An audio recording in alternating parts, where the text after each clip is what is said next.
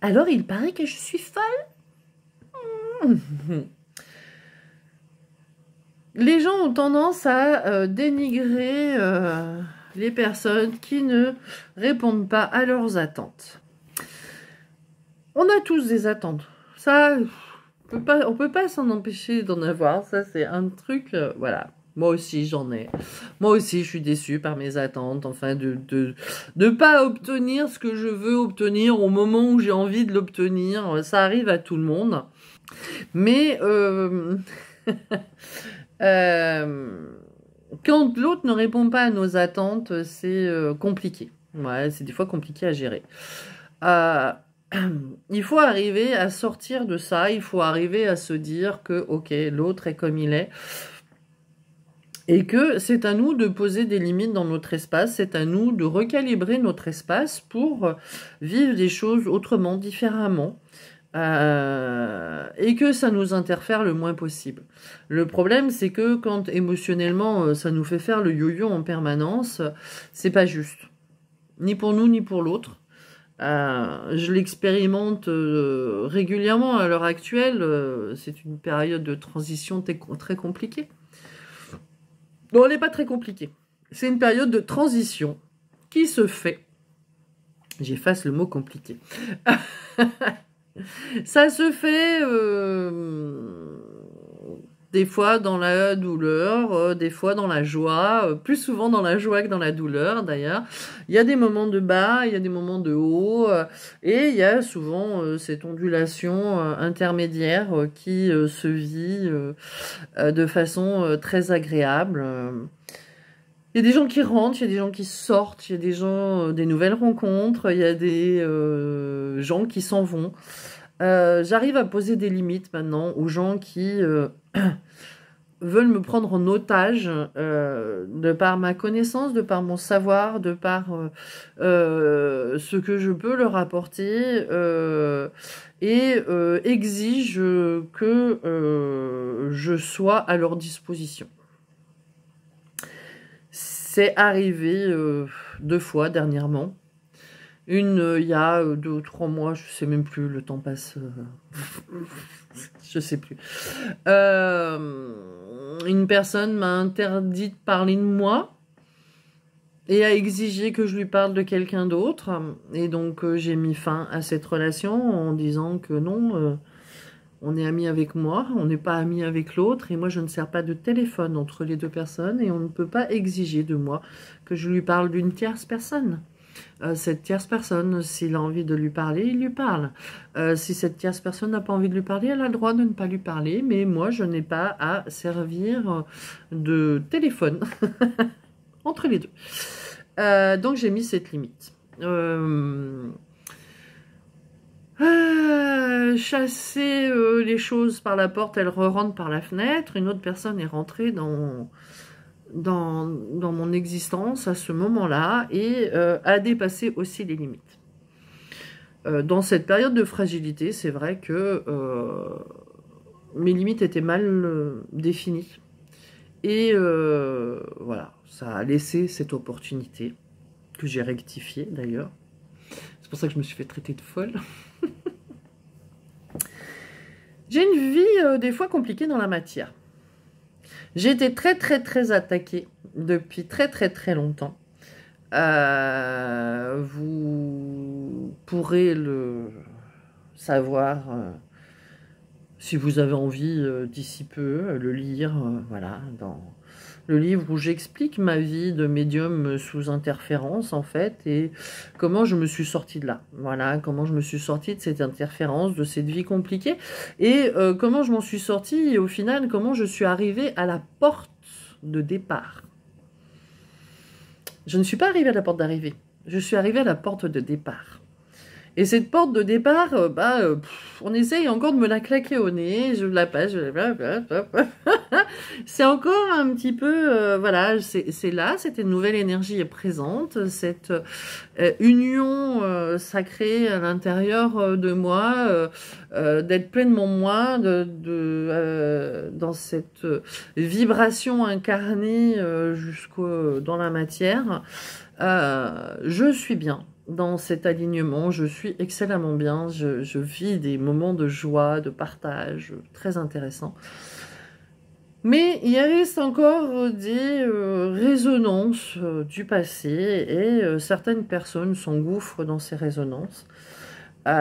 J'ai pas encore complètement recalibré ça, mais c'est pas grave, c'est en train de se faire. Voilà, ça fait 2 fois que je ferme la porte à 2 personnes récemment. Je fermais jamais avant. Je suis du style à tout pardonner. Voilà, parce que je suis comme ça et que je me dis que chacun peut évoluer, chacun en est où il est. Et puis, c'est à moi de gérer ce qui m'arrive et c'est non à l'autre de changer de comportement. C'est à moi de déterminer ce qui est acceptable ou pas acceptable dans son comportement et de prendre mes décisions en fonction. Donc, j'y arrive de mieux en mieux, je m'éclate, j'adore. Ça renforce des liens extraordinaires et il y en a d'autres qui résistent pas du tout, qui font pouf, voilà. Et généralement quand ça fait pouf, les gens comprennent pas parce que ils comprennent pas que la gentille Fred, elle a aussi ses limites, voilà. Je suis adorable, j'aime les gens. J'aime aider les gens, j'aime les amener vers la compréhension de ce qu'ils sont, vers cette liberté qui leur appartient et vers cette porte qui leur appartient de franchir eux-mêmes et de créer leur propre réalité également de l'autre côté. Mais on n'a pas le droit de me prendre en otage et m'obliger à être autre chose que ce que je suis. Ça, je l'ai bien compris parce qu'en plus, voilà, mes problèmes de digestion, d'intestin, c'est une perte d'identité. Donc, plus je vais me décentrer de moi-même, plus je vais être malade. Et ces derniers temps, j'ai été souvent malade, en fait. Mais ça y est, ça revient. Je suis en phase, je pense, de guérison. Je suis en train de faire ce qu'il faut pour le vérifier. Et quoi qu'il en soit... voilà, c'est pas aux autres de déterminer ce que j'ai le droit d'être, de ce que j'ai le droit de dire, de ce que j'ai le droit de vivre et comment j'ai le droit de faire les choses. Je pars du principe que si quelqu'un arrive chez moi, c'est que cette personne correspond à l'énergie que j'ai, moi, développée. Si des personnes vont chez ma voisine, c'est qu'ils correspondent à ma voisine, voilà, tout simplement. Mais ça n'oblige pas les autres à... comment dire, même si ma fréquence leur correspond, une fois que la séance est terminée, ils ne sont pas obligés de continuer la route avec moi. Voilà. Chacun est libre de faire ce qu'il veut, quand il veut, où il veut, avec qui il veut. Voilà.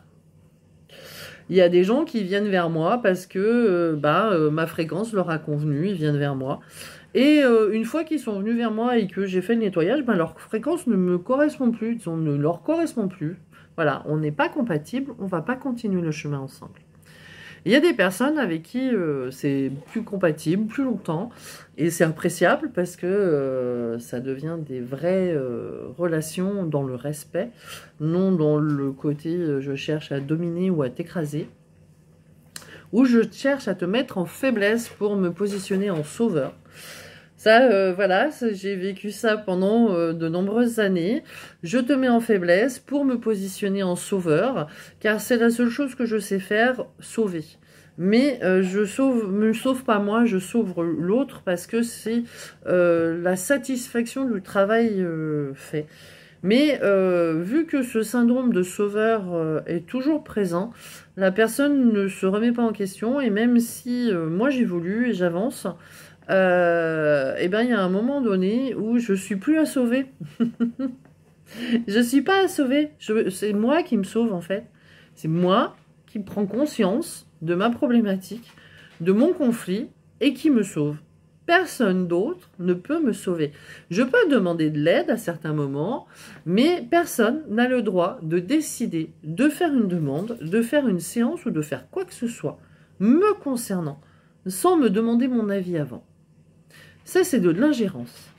Je ne le fais pas pour les autres, je ne vois pas pourquoi les gens le feraient pour moi. Voilà. L'ingérence, elle est très, très infime, voilà. Quand je suis dans les sessions, je reçois beaucoup d'intuition, voilà, ce qui me permet de savoir quelles questions poser, où aller, voilà. C'est très subtil et à la fois, des fois, ça me fait rire parce que je capte des informations qui sont juste très drôle ou très décalé et l'opérateur en parle généralement juste après et confirme ce que je viens de capter, mais je ne vais pas ça m'arrive de poser des questions mais sans orienter la question pour savoir si ce que j'ai capté est juste ou pas, non pas dans un souci de vérifier mes capacités, il n'y a pas de souci de ce côté-là, j'ai confiance en moi, mais dans un souci de connaître l'implication pour la personne de cette information et si elle est opportune dans le système dans lequel on se trouve à ce moment-là. Voilà. Et de chercher pourquoi cette information est venue. Alors, des fois on a l'explication, des fois on l'a pas.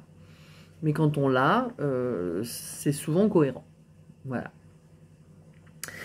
Et certaines personnes prennent cette intuition pour de la manipulation. Voilà. Je n'oriente pas du tout mes sessions. Je suis le fil de la session et de ce que l'opératrice me ramène comme information. Et je demande parfois des vérifications sur certaines choses et pour faciliter l'intégration de cette séance par la personne. Là, dernièrement, on est tombé sur une conscience qui disait « Appelez-moi Isabelle ». On a cherché pourquoi Isabelle. Et en fait, Isabelle, parce que cette personne avait eu une existence, a une existence en même temps que celle-ci, très reliée à celle-ci, d'ici et maintenant, qui lui fait vivre dans son corps des métabolisations de l'existence de cette Isabelle. Voilà.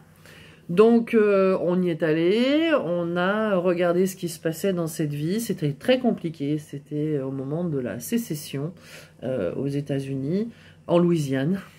Voilà. Donc, c'était très compliqué dans cette vie-là. Et il y avait un lien émotionnel de devoir de mémoire, parce que c'est quand même une vie pas très ancienne, presque, c'est pas, voilà, moins de 200 ans. Mais qui se vit en même temps, hein, le millefeuille, hein, voilà. Et donc, du coup, elles étaient liées, très liées dans ces émotions très négatives que cette jeune fille a vécues pendant la guerre de sécession. Et à certains moments, je suis mes intuitions. Des fois, si elles sont cohérentes avec ce que me dit l'opérateur, eh ben j'y vais. C'est ça aussi, on doit comprendre, on doit entendre, on doit... on a plein de choses à faire pendant une session d'hypnose, mais ce qui est surtout important, c'est que on trouve ces liens toxiques, émotionnels, ces ponts, ces reliances d'une vie à l'autre. Ça m'est arrivé de tomber sur des personnes assez proches de moi dans la hiérarchie des... C'est même pas une hiérarchie, c'est pas dans l'arbre des possibles, des consciences en fait. D'essayer de comprendre quel lien se jouait en fait, voilà, tout simplement. Mais toujours dans un souci d'apporter le meilleur au client, toujours. Ça a toujours été ma motivation, ça le sera toujours. Et je consacrerai toujours ma vie à ça. Et on ne pourra jamais me détourner de cette réalité. Parce que je l'accepte, je la vis, c'est mon égrégore. Voilà, c'est décidé, c'est acté. Je passe ma vie à aider les gens.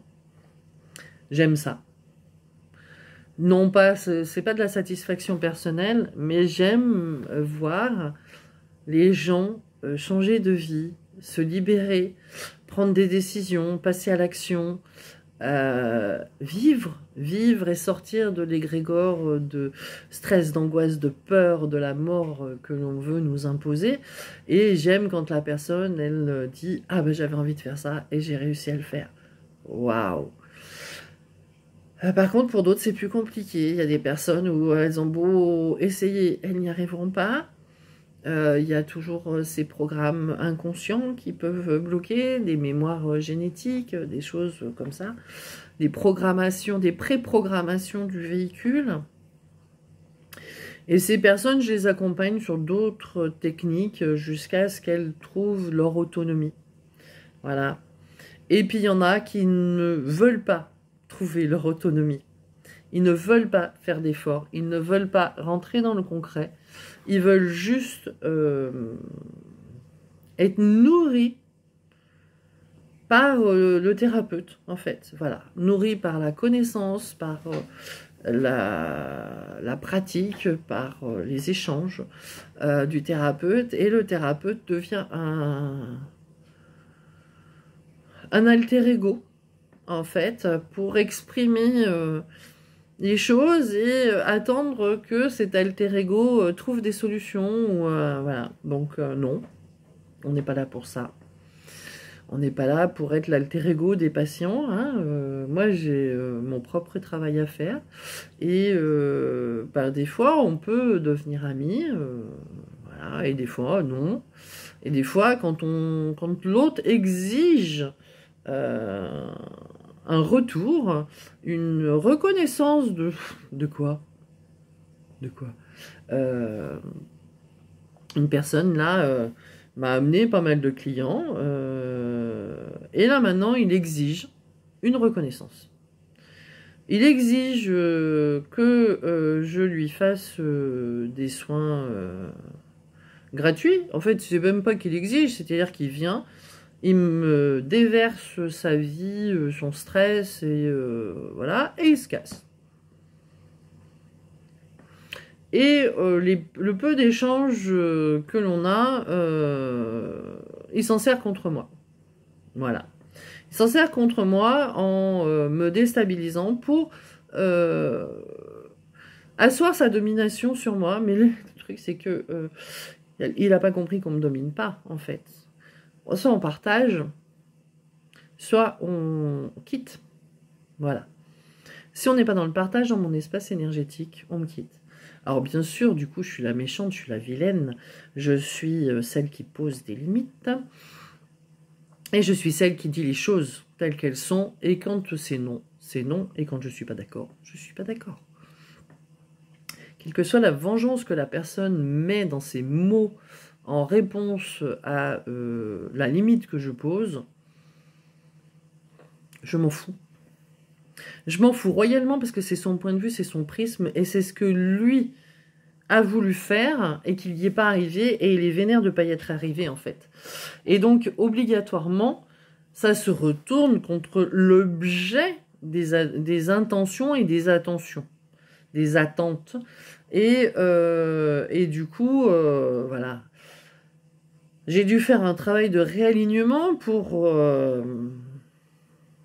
détourner le flot de pensées négatives qui me sont arrivées dessus. J'ai beaucoup rigolé. D'ailleurs, sur Facebook, j'ai fait mon petit post. Oh, paraît que je suis folle. J'adore ça. Mais c'est vrai, j'adore ça d'être folle. Mais je ne pourrais pas, je n'ai jamais pu être normale dans cette société malade. Depuis ma plus tendre enfance, depuis la primaire, je trouve que le système ne fonctionne pas correctement. Alors après, ouais, j'en ai été exclue très rapidement, et du coup, ça me... c'est des fois compliqué, pas grave. Ah non, on a dit qu'on effaçait, compliqué. Ah, faut plus le dire, faut plus le dire. C'est simple, c'est très simple. C'est très simple, c'est limpide. C'est un égrégore qu'il faut quitter et puis créer sa propre vibration, sa propre intention, sa propre réalité dans quelque chose de positif, de partage, d'ouvert et non dans une domination malsaine à écraser l'autre pour pouvoir se positionner en sauveur et cette personne a même dit que comment dire, ces derniers temps, si j'y arrivais, c'était grâce à elle. Waouh. C'est pas grâce à mes 15 heures de boulot par jour, c'est grâce à elle. Merde alors. Oh, c'est grâce aux 4 sessions que j'ai fait en 1 mois et demi que je peux exister. Voilà. Je me moque, hein. Je me moque.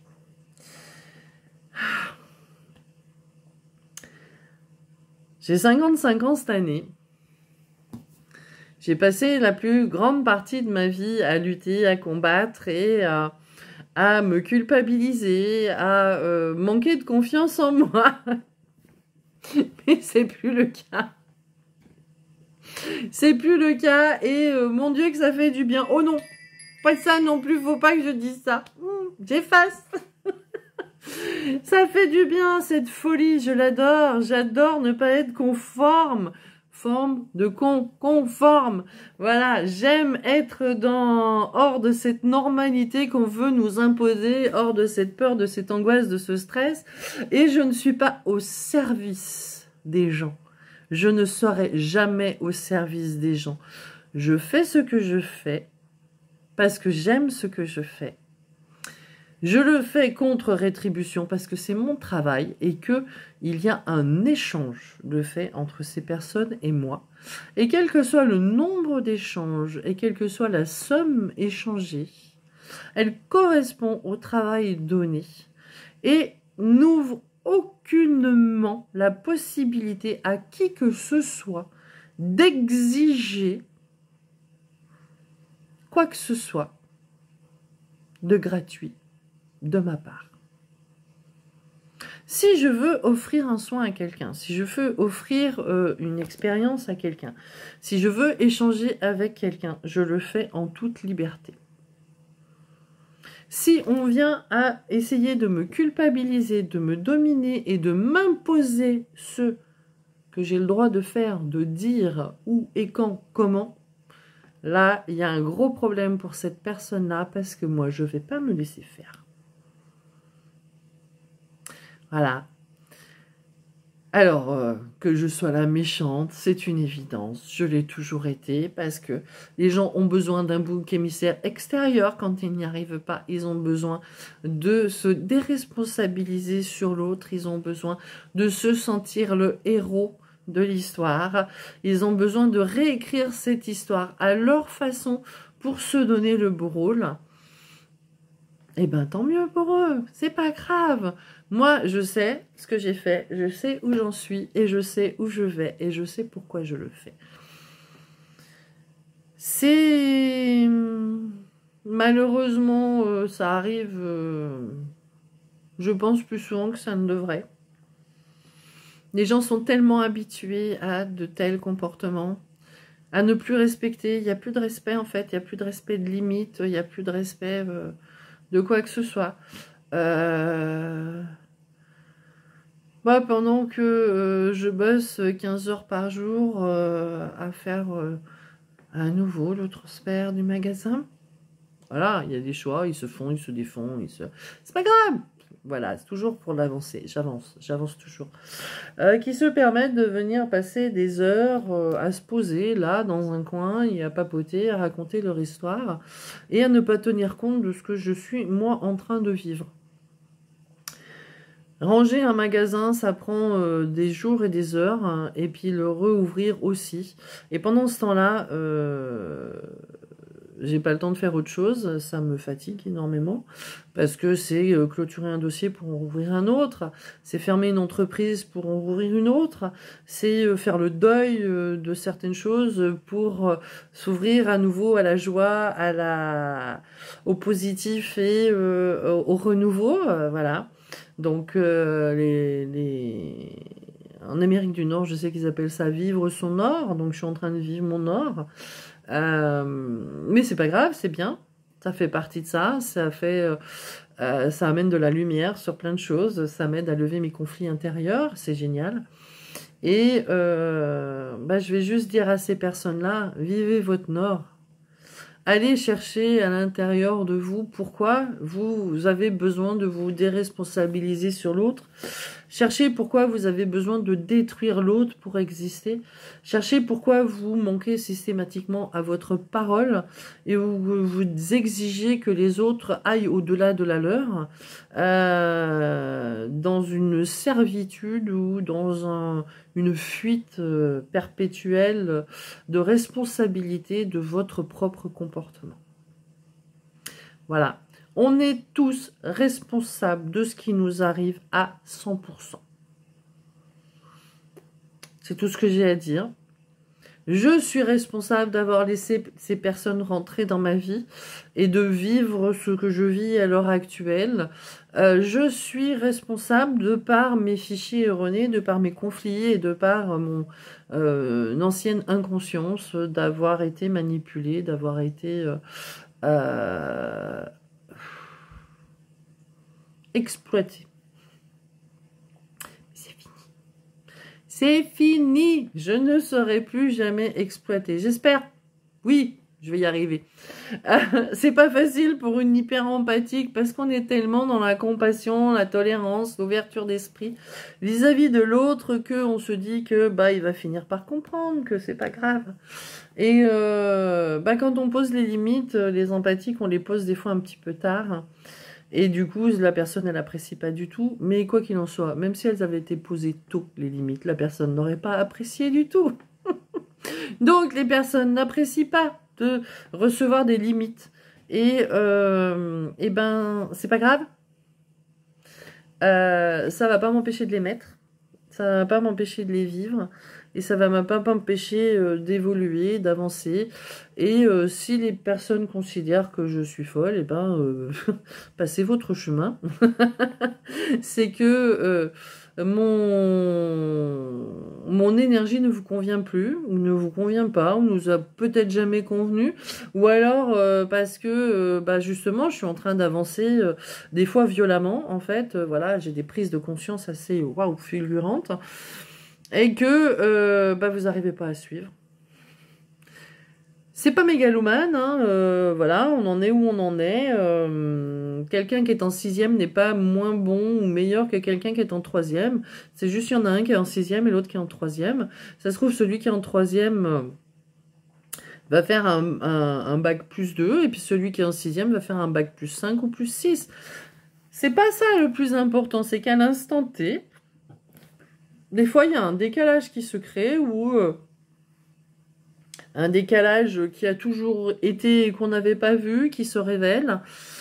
Et voilà, ce décalage, on le vit. Et puis, des fois, le lien qui était créé, qui est en train de se créer, ou qui était tout neuf, saute, disparaît, est détruit par ce changement de vibration, ce changement de fréquence. Et on peut pas sauver les gens malgré eux. Et il y a des personnes qui sont pas capables de métaboliser et de changer en post-session.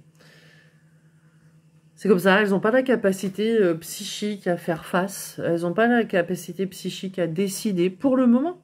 Elles l'auront peut-être un jour, c'est pas le problème.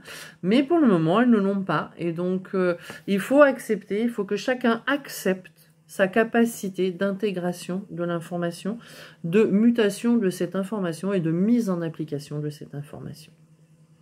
Parce que le but, il est là, capter une information, l'intégrer, cette information, et la vivre jusqu'au bout. Voilà. Si on ne vit pas les choses dans la matière jusqu'au bout, ça ne sert à rien d'être incarné. Si on reste en observation de dire « Ah ben ça marche comme ça, comme ça, comme ça, comme ça », mais qu'on n'utilise jamais son mode d'emploi pour faire quoi que ce soit avec, si on a juste le mode d'emploi, et on n'a pas le meuble à monter, bah le mode d'emploi il sert à rien. Il faut monter son meuble. Il faut le trouver le meuble. Il est où? Il est caché où? Quel meuble? Quelle couleur? Quelle taille? À quoi il va servir ce meuble? Eh ben c'est à vous de le définir, c'est pas à moi, c'est pas à personne d'autre que vous de le définir. Qu'est-ce que vous voulez? Moi j'ai dû faire le choix entre le magasin ou le cabinet. Je suis thérapeute, je ne suis pas vendeuse, je ne suis plus vendeuse. Je l'ai eu été, je ne le suis plus, je suis thérapeute. Et donc, j'ai gardé le cabinet et j'ai pas gardé le magasin. Ça veut pas dire que je ferme le magasin de gaieté de cœur, c'est un deuil.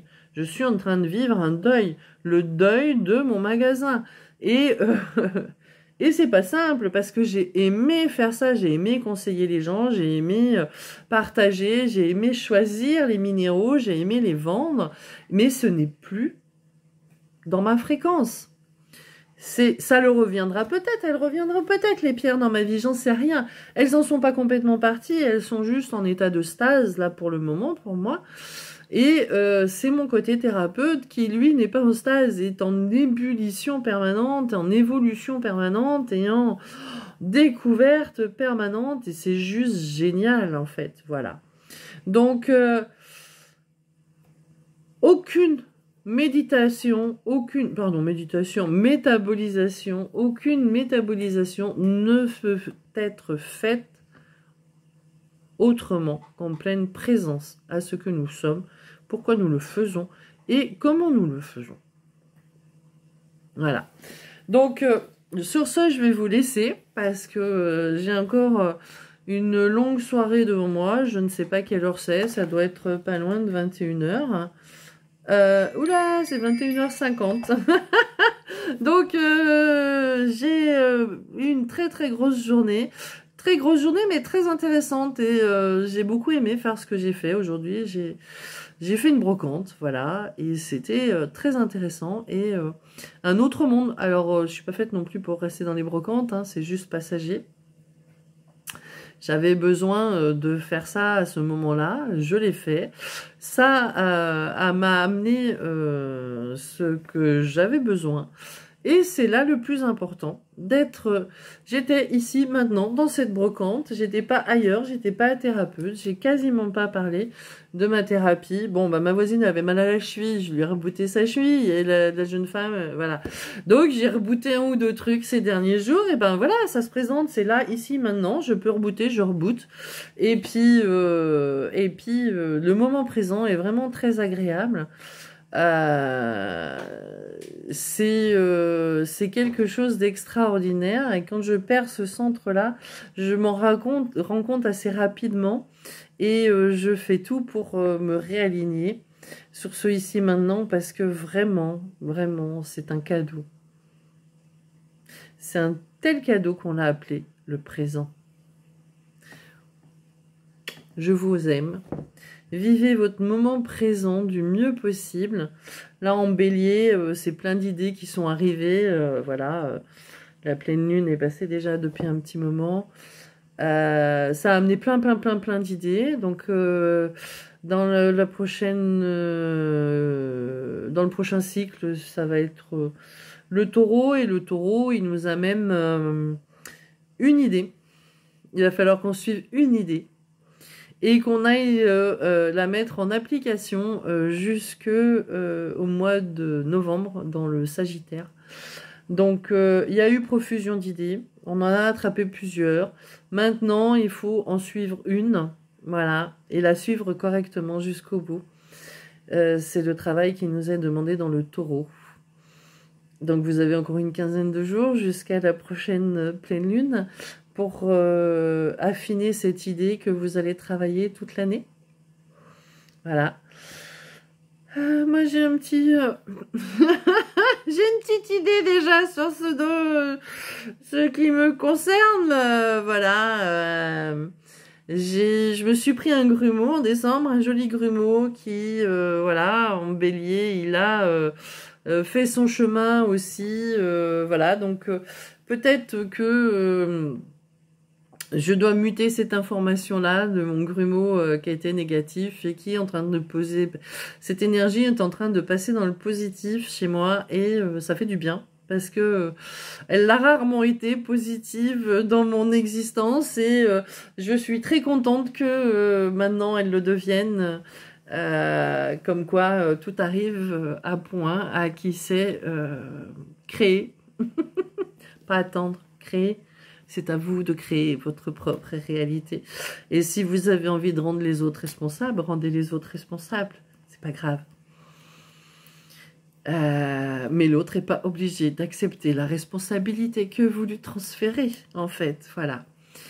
Je vous aime très fort. Choisissez bien votre idée dans cet espace du taureau. Il est un petit peu parano, le taureau. Il aime bien... du coup, quand on amène une idée à un taureau, il aime bien la digérer, l'intégrer et puis la ramener à sa sauce. N'oubliez pas ça pour les taureaux. Ils aiment bien... ils prennent leur temps d'intégrer une idée et ils vous la ramènent à leur façon après, derrière, en disant « C'est à moi, c'est moi qui l'ai fait. »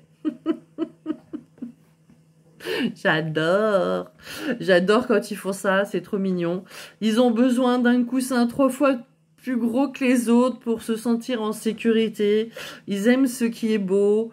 Ils ont un petit défaut, c'est que ils ont besoin que tous ceux de leur entourage, tous ceux qu'ils aiment aillent bien pour aller bien eux-mêmes. Et c'est pas juste ça. Parce que on doit d'abord s'occuper de soi-même. Hein. Dans l'avion, on vous dit, hein, on dit ne mettez pas le masque à oxygène à l'enfant en premier, mettez-le à vous et après vous le mettrez à l'enfant parce que si vous perdez connaissance, l'enfant ne l'aura pas non plus. Donc vous mettez votre masque et après vous mettez au plus fragile. Donc c'est à vous de faire le chemin qui vous concerne et de l'offrir aux autres après si vous avez envie de l'offrir aux autres. C'est ce que je fais moi dans mon quotidien et j'aime ça. Mais ne demandez à personne de faire le chemin à votre place et ne vous déresponsabilisez sur personne. Voilà, c'est tout ce que j'avais à vous dire. La vie est belle, la vie est très belle. Profitez-en chaque jour, profitez de chaque instant. Profitez de ce présent, de ce cadeau qui vous est fait à chaque minute, à chaque seconde. Et à tout bientôt. Et j'aime ma folie.